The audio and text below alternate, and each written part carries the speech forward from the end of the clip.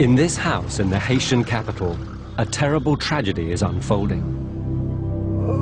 A 13-year-old girl called Marley Cassius is hiding herself away because a dreadful growth is taking over her face and killing her. Her family can only wait for her to die. In desperation, her parents contact two American-based Haitian nurses, twins Gina and Jeanette Eugene.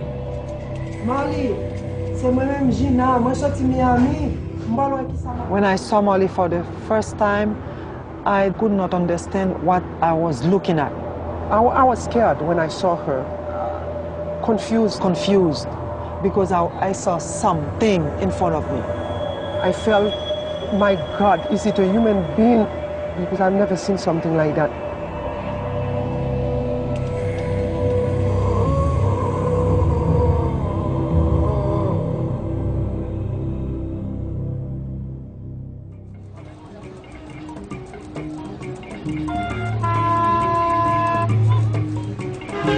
Living in Haiti, Marley has no hope of survival. It's the poorest country in the Americas. Here, people live on less than 50 pence a day. Most of the capital has no running water or electricity. Half the country's children suffer malnutrition. Marley is shunned by her neighbors. Many believe her bewitched. People here say that this isn't a normal disease, but that she's been cursed. They say it's voodoo stuff. People say, what is this? Is it a curse? Is it a monster? What is this? You know, and she hearing, and she just hang on to me like her last hope. You could see it, she telling me, take me with you, you know. Neither the twins nor any doctor in Haiti is able to diagnose the disease that's killing Marley. Every doctor we have ever seen has no idea what is going on with her. They have done lots of x-rays, but they have never been able to discover what the problem is. In the meantime, the thing has been growing and growing.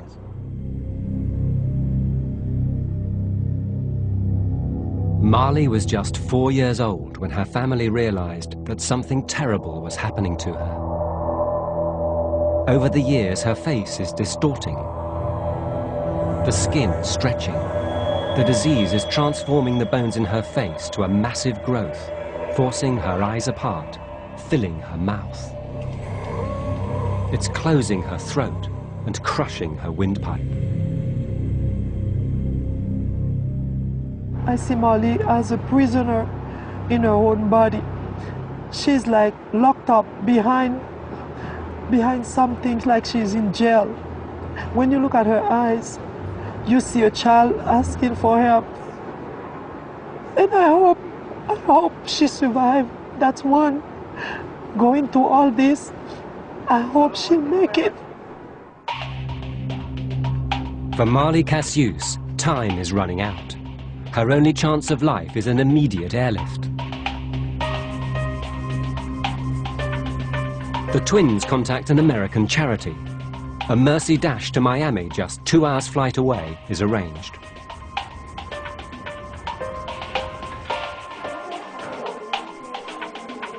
Waiting for her are the world's media, here to cover the story of the girl from Haiti with the terrible unknown disease. At the Jackson Memorial Medical Center, the charity, the International Kids Fund, calls a press conference to be addressed by one of the few specialists on Earth who can save Marley. Venezuelan-born surgeon, Dr. Jesus Gomez. Marley is not suffering from a tumor, okay? This is a genetic disorder called fibrous dysplasia. This disorder is affecting every single bone of her body, especially the flat bones that we have on the head and the face, and this is why, At last, Marley's disease is diagnosed. Now, the only way her life can be saved is major and unprecedented surgery to remove the fibrous dysplasia from her face. And we're going to come and split the lip and split, this portion of the mouth.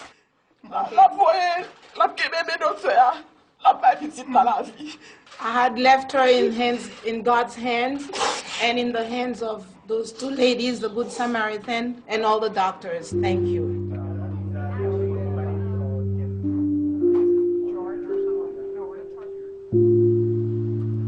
The massive lesion weighs over 7 kilos, heavier than her head. Marley has to carry it in her hands. It's threatening first to blind her, then kill her.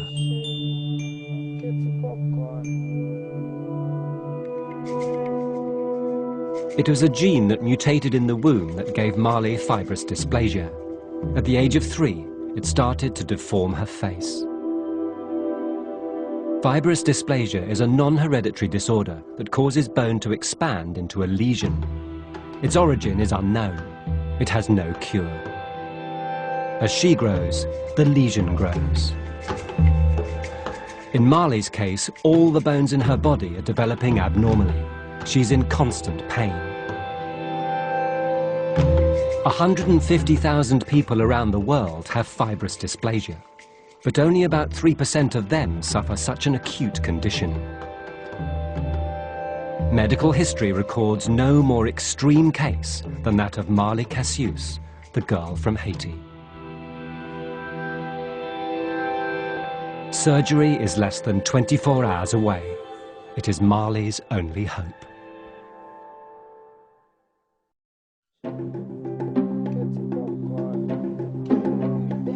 Marley Cassius is facing a dangerous operation to remove the bones affected by the rare disease, fibrous dysplasia. An emergency tracheotomy is helping her breathe. With the hole in her throat and a breathing tube bypassing her voice box, she can make no sound. She breathes through her neck. They made a tiny hole under her chin to let her breathe. Without this tube, she'd be dead. Okay, chérie. Okay, boubou. Okay, titutu. Okay, chérie. Moi la voix, oui la voix. A feeding tube has been inserted into her throat. The girl who was starving to death in Haiti can now be given nutrients. She has not been to school for 2 years. I stopped her going to school when I saw her jaw getting so big.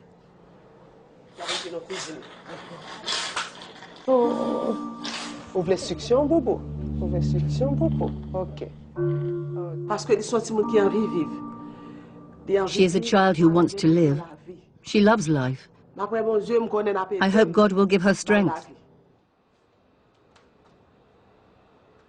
Marley's condition, she's just 80 pounds. She's just 13 years old. And this disease has been affecting her to the point that I would say that this surgery is going to be life-threatening because the risk of bleeding and the risk to develop postoperative infection.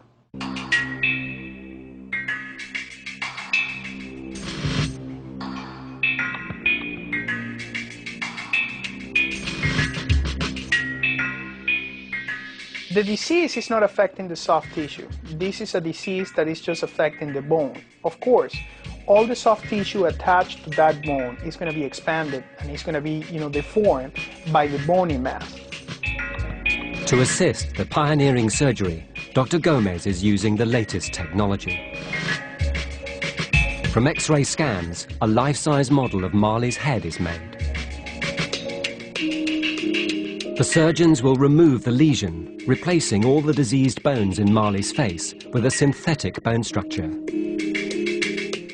What Dr. Gomez is planning is unprecedented in surgical history. Nobody has attempted to do a surgery that is this big in a patient that is that young.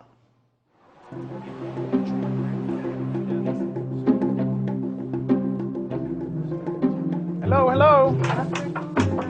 Marley. Marley, how you doing, sweetheart? Hey!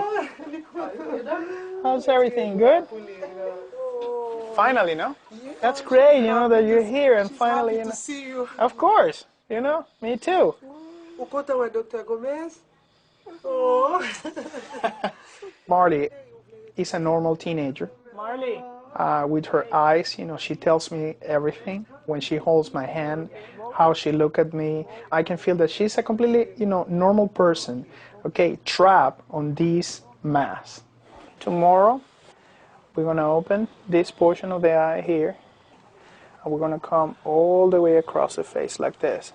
At this point, we're going to create a corner here, and we're going to split the lip, okay? And we're going to open, the whole face like a book. This time tomorrow, that surgery will be taking place. This surgery is only possible without... With all the publicity surrounding the case, funds are being raised for Marley's life-saving operation. This $95,000 procedure is only possible with the global outpouring of support. It is going to be a very risky operation, but one that the girl's mother has been waiting for years. She was in tears, saying she doesn't know how to thank everyone. 7:30 in the morning.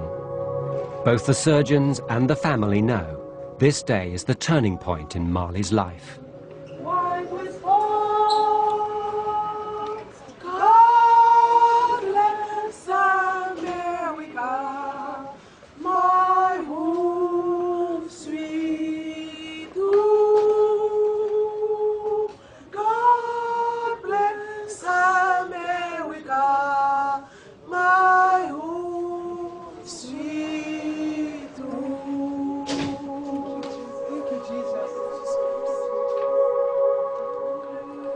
Don't cry, okay?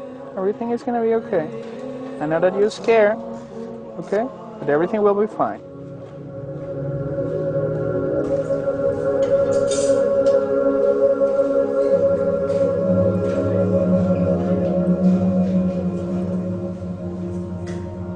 The next few hours will change Marley's life or end it. For Dr. Jesus Gomez and his team, it's the professional challenge of their careers. Be careful. Be careful with your eyes. Give me number 9, please.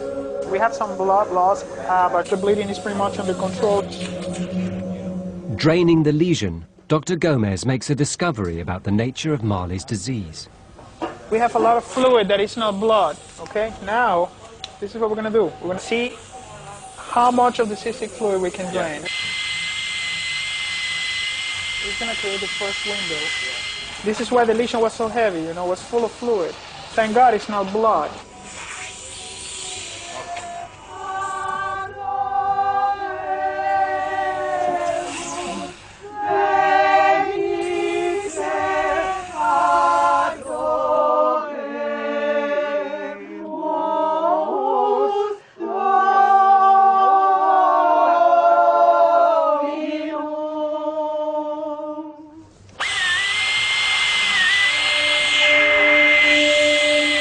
With the cystic fluid now drained, the surgical team are cutting out the lesion in Marley's mid-face. You know, this is a whole huge specimen, you know? Probably we just need a big bucket and put the whole pieces over there. The disease obliterated Marley's facial features.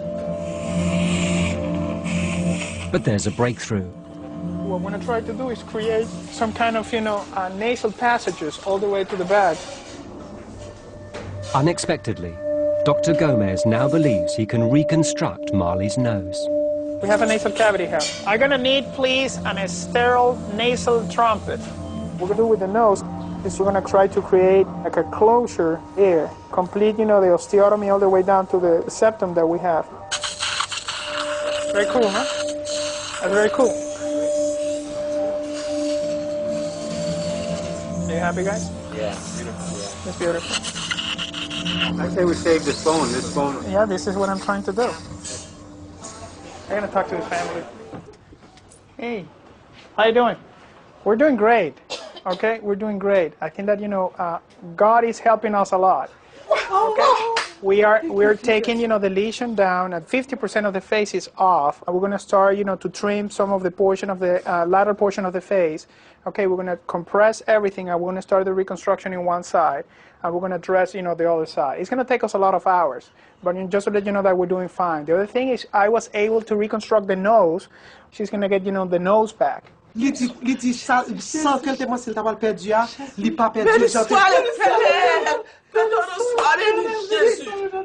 name is his name. Out of more than 1,500 doctors, why you have to be the one Jesus? Why you have to I don't know. Ask my mom.